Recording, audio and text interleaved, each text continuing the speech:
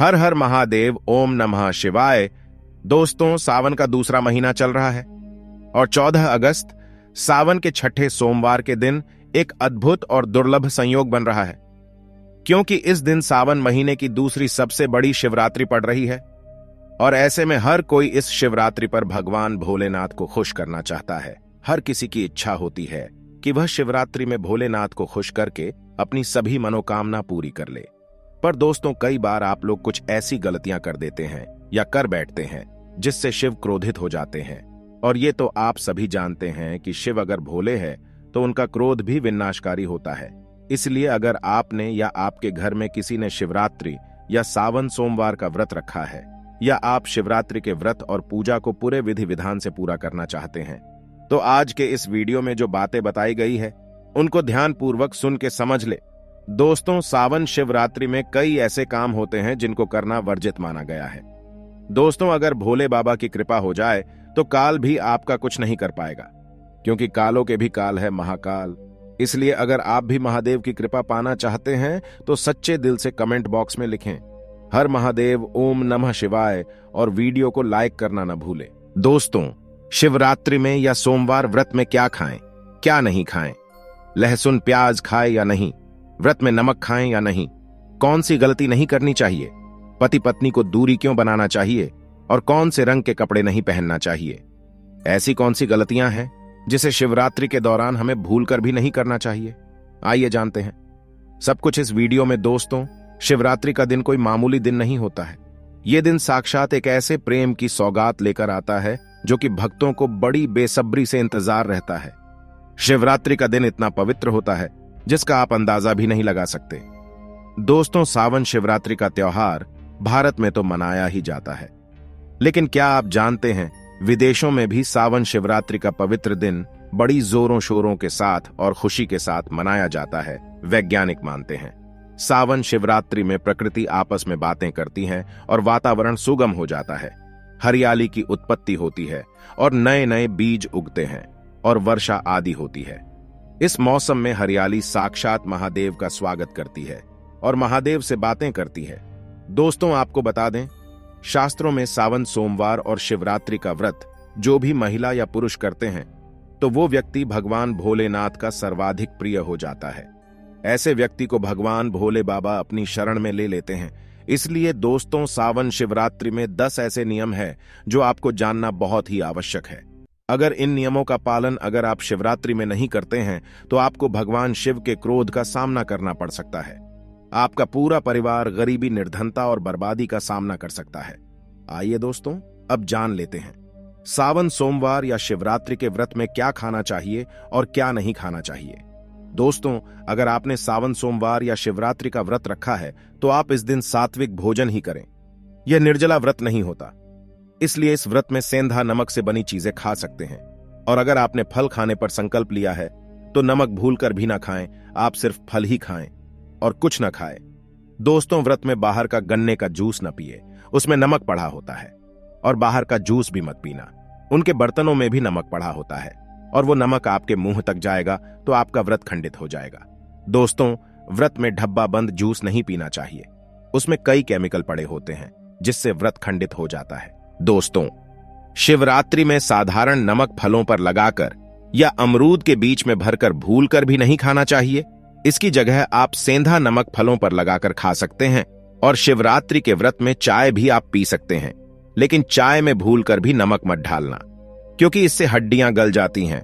और शिवरात्रि के व्रत में दूध नहीं पीना चाहिए, इससे भगवान शिव क्रोधित हो जाते हैं। और शिवरात्रि व्रत में हल्दी मिलाकर दूध पीने से भयंकर श्राप लगता है। पर दोस्तों, इस दिन बच्चों को दूध पी लेना चाहिए, पर घर में बड़ों को दूध नहीं पीना चाहिए। यदि शिवरात्रि का व्रत अगर आपने मीठा रखा है तो आप खीर पराठा या दही पराठा खा सकते हैं। आप चाहे तो सेंधा नमक से बने आलू के पकवान खा सकते हैं और आलू की सब्जी कुत्तू के आटे की रोटी के साथ खा सकते हैं। लेकिन आटा ध्यान से देख ले, क्योंकि पुराने आटे में कीड़े पड़ जाते हैं जिससे आपका व्रत खंडित हो सकता है। दोस्तों, व्रतधारी को सावन सोमवार और शिवरात्रि के व्रत में आटा, बेसन, मैदा, सत्तू, अन्न और अनाज का सेवन नहीं करना चाहिए। इसके अलावा अन्य किसी भी व्यक्ति को इस दिन मांस, मदिरा, लहसुन, प्याज इत्यादि का भी सेवन नहीं करना चाहिए। वही व्रत रखने वाले व्यक्ति को धनिया पाउडर, मिर्ची पाउडर, सादा नमक का सेवन भूलकर भी नहीं करना चाहिए। शिवरात्रि के दिन चाहे आपका व्रत हो या ना हो, किसी भी व्यक्ति को कड़ी पकौड़ा नहीं खाना चाहिए। और वही पत्तेदार सब्जियां, पालक, मेथी, लाल भाजी, बथुआ पत्ता गोभी जैसी सब्जियां या साग सब्जियां भूलकर भी नहीं खाना चाहिए, क्योंकि ये जहर के समान मानी जाती है। इसमें कीड़े आ जाते हैं, सांप बिच्छू वगैरह आ जाते हैं। और जो भी व्यक्ति शिवरात्रि में बैगन की सब्जी खाता है, उस व्यक्ति को घोर पाप लग जाता है। इसी कारण लोग द्वादशी और चतुर्दशी पर बैगन नहीं खाते। दोस्तों, शिवरात्रि के पवित्र दिन में कौन सी गलतियां नहीं करनी चाहिए, क्योंकि ये गलतियां पाप का भागीदार तो बनाती है, साथ ही साथ ऐसा व्यक्ति नरक में अटका रह जाता है। दोस्तों, शिवरात्रि के दिन घर के सभी लोगों को सुबह जल्दी उठना चाहिए और स्नान करना चाहिए। यदि कोई बीमार है तो उस पर गंगा जल के छींटे मार दे। दोस्तों, शिवरात्रि में किसी भी गरीब का अपमान ना करें। क्या पता उस गरीब के रूप में भगवान शिव हो, क्योंकि भगवान शिव शिवरात्रि में अपने भक्तों की परीक्षा लेने आते हैं। और वही शिवरात्रि में देर तक सोने वाली महिला का पति बर्बाद हो जाता है और उसकी मृत्यु निकट भविष्य में जल्दी हो जाती है। इसलिए पति के उठने से पहले शिवरात्रि में हर स्त्री को जल्दी उठ जाना चाहिए और भगवान शिव की पूजा करनी चाहिए। और शिवरात्रि व्रत आपको अवश्य करना चाहिए, क्योंकि ऐसा करने से धन की देवी लक्ष्मी का वास आपके घर में होता है। और दोस्तों, शिवरात्रि में पति पत्नी को सहवास नहीं करना चाहिए। अगर आपने व्रत रखा है या आपकी पत्नी ने व्रत रखा है तो आप दूरी बनाकर रखें, क्योंकि इस दौरान व्रतधारी भगवान शिव की शरण में होता है। और दोस्तों, शिवरात्रि के दिन घनघोर काले वस्त्र पहनकर मंदिर में नहीं जाना चाहिए। चाहे तो आप घर में काले वस्त्र पहन सकते हैं, लेकिन मंदिर में भूलकर भी ऐसे कपड़े पहन के मत जाना, और ना ही व्रत में काले वस्त्र पहने। दोस्तों, वैसे तो शिवरात्रि में लहसुन प्याज नहीं खाना चाहिए, पर यदि आपका व्रत है तो उस दिन पूरे परिवार को लहसुन प्याज से परहेज करना चाहिए। और शिवरात्रि के दिन घर में गंदगी नहीं होनी चाहिए, इससे प्रकृति नाराज हो जाती है। और शिवरात्रि में आपके घर का जो मंदिर है उसमें माचिस के खाली पड़े डिब्बे या माचिस नहीं रखना चाहिए। साथ ही शिवरात्रि के दिन घर में किसी भी व्यक्ति को गाली नहीं देना चाहिए, चुगली आदि नहीं करना चाहिए, पत्नी को अपशब्द नहीं कहना चाहिए और ना ही पति को अपशब्द कहना चाहिए, क्योंकि दोस्तों, इससे भगवान शिव क्रोधित हो जाते हैं और आपको श्राप दे देते हैं। इसके साथ ही शिवरात्रि में बाल, नाखून आदि नहीं काटना चाहिए। ये आपको व्रत से पहले कर लेना चाहिए। कोई ज्यादा समस्या हो तो आप ऐसा कर सकते हैं, पर शिवजी से क्षमा अवश्य मांग ले। दोस्तों, शिवरात्रि के दिन शरीर पर तेल नहीं लगाना चाहिए। यदि आपका व्रत है तो आप शरीर पर तेल ना लगाएं। इस दिन माता पिता का सम्मान करना चाहिए, क्योंकि मां माता पार्वती और पिता भगवान शिव को माना जाता है। इसलिए माता पिता में इन दोनों का वास होता है और माता पिता का आदर करने से भगवान शिव और मां पार्वती प्रसन्न होती हैं। दोस्तों, शिवरात्रि में देवी देवता से जुड़ी कोई भी चीज कभी किसी को नहीं देनी चाहिए, नहीं तो भगवान शिव आपके घर से सदैव के लिए चले जाएंगे। तो दोस्तों, आइए अब जानते हैं शिवरात्रि के इस पवित्र दिन में शिवलिंग पर कौन कौन सी चीजें नहीं चढ़ाना चाहिए जिससे आपको पाप ना लगे। दोस्तों, शिव पुराण के अनुसार शिव भक्तों को कभी भी भगवान शिव को तुलसी, हल्दी और सिंदूर सहित ये 6 वस्तु नहीं चढ़ाना चाहिए। और पौराणिक कथा के अनुसार केतकी के फूल ने ब्रह्मा जी के झूठ में साथ दिया था, जिससे नाराज होकर भगवान भोलेनाथ ने केतकी के फूल को श्राप दिया। इसलिए केतकी का फूल शिवलिंग पर नहीं चढ़ाया जाता। और वहीं नारियल का पानी भी शिवलिंग पर कभी भी अर्पित नहीं करना चाहिए। और शंख से जल भी भगवान भोलेनाथ को नहीं चढ़ाना चाहिए। दोस्तों, शास्त्रों के अनुसार सुबह 5 बजे से लेकर सुबह 11 बजे तक शिवलिंग पर जल चढ़ाना बहुत ही शुभ और अत्यंत मंगलकारी होता है। इसलिए कभी भी शाम के समय शिवलिंग पर जल ना चढ़ाएं। दोस्तों, शास्त्रों के अनुसार शिवलिंग पर काली मिर्च चढ़ाने से रोगों का नाश होता है। इसके साथ ही सुख समृद्धि की प्राप्ति होती है। वही दोस्तों, घर में कभी भी अंगूठे के आकार से बड़ा शिवलिंग नहीं रखना चाहिए और शिवलिंग पर जलधारा अवश्य होना चाहिए। वही भगवान भोलेनाथ को टूटे अक्षत कभी अर्पित नहीं करना चाहिए, इससे शिव क्रोधित हो जाएंगे।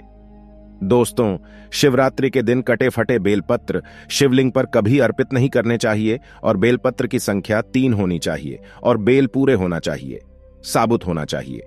लेकिन आप 6 महीने पुराना बेलपत्र भी शिवलिंग पर अर्पित कर सकते हैं, लेकिन वो कटा फटा ना हो। दोस्तों, सच्चे दिल से बेलपत्र शिवलिंग पर चढ़ाने से 21 मनोकामनाएं पूर्ण हो जाती हैं। और भगवान शिव को दूध में पानी डालकर नहीं अर्पित करना चाहिए। इससे आपको फल भी इसी तरह ही मिलेगा। आप भगवान शिव को एक बूंद भी आप अर्पित कर सकते हैं, पर दूध शुद्ध होना चाहिए और आपका मन भी शुद्ध होना चाहिए। दोस्तों, शास्त्रों के अनुसार पीतल के कलश से शिवलिंग पर दूध चढ़ाना सबसे उत्तम बताया गया है। धार्मिक ग्रंथों में पीतल के बर्तनों का विशेष महत्व बताया गया है।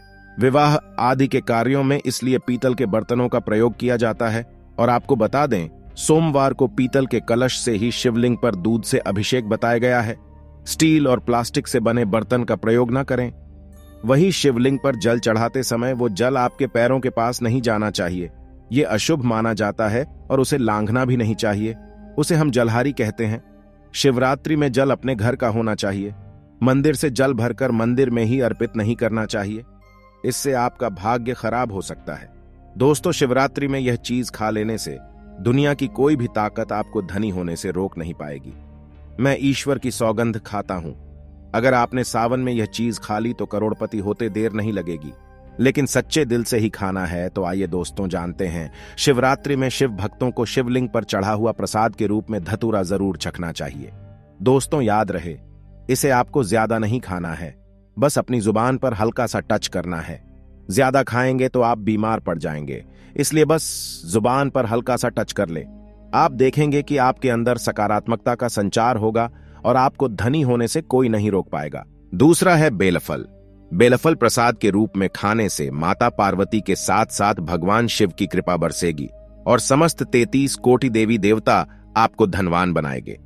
बस ये चीज आपको खाना है और आप खुद देखना, आपको धनी होने से दुनिया की कोई भी ताकत रोक नहीं पाएगी। दोस्तों, यह सब जो हम आपको बातें बता रहे हैं उनका हिंदू पुराणों में आपको साफ साफ प्रमाण मिल जाएगा। इसलिए दोस्तों, अगर आप भी पुण्य कमाना चाहते हैं तो इस वीडियो को अपने सभी हिंदू भाई बहनों के साथ जरूर शेयर कीजिएगा, ताकि सभी अपनी समस्याओं से निजात पा सके। और अगर आप भी किसी समस्या से परेशान हैं तो हमें कमेंट में लिख के बता सकते हैं। हम पूरी कोशिश करेंगे आपकी समस्या का समाधान करने के साथ ही आपको वीडियो कैसा लगा हमें कमेंट में जरूर बताइएगा और वीडियो को लाइक और शेयर करना ना भूलिएगा। हर हर महादेव, जय शिव शंभू।